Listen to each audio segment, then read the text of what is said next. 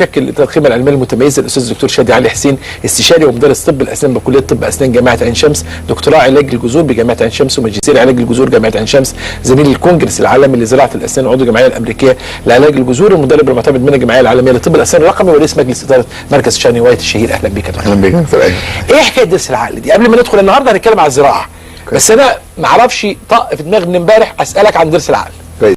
هو ضرس العقل عامة هو ليه اسمه ضرس العقل؟ ملوش علاقة بالمخ ولا حاجة. بس هو بيطلع سن الظهور بتاعه بيبقى في العشرينات، في أول العشرينات.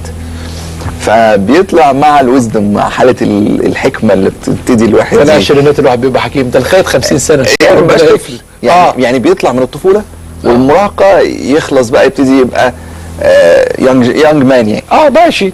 تجاوزا فبتبقى بيصحبوا ان هو بيهدى شويه او بيعقل زي ما بيقولوا. هو بيسموه ويزدم توس. ويزدم توس. ويزدم يعني الحكمه.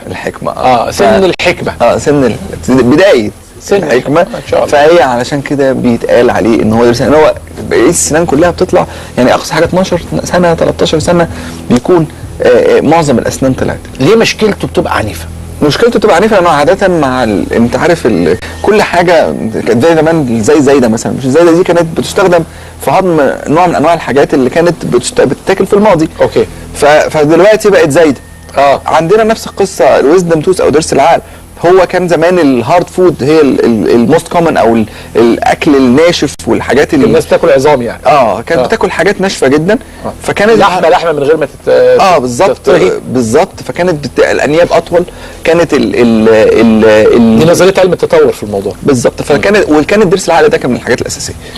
ابتدى ان يحصل ان الفودز تبقى مور سوفت وتبقى في الطبخ والكلام ده كله.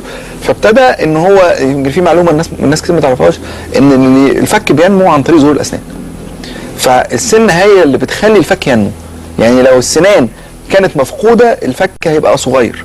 تمام. يعني الناس اللي مثلا اللي عندهم حاجات وراثيه بيبقى فيها ان يفقد جزء من السنان ما يبقاش موجود، او يعمل حادثه وهو في سن صغير، او يعمل عمليه وهو في سن صغير والسنان تتشال، فبيبتدي الاكسبانشن او كبر الفك كطول وعرض يقل نتيجه عدم وجود ده. فلما الفود ابتدى يبقى سوفت فابتدى الضرس ده يتاخر في طلوعه او وظيفته تنحدر، فابتدى ما يبقالوش مكان في الفك.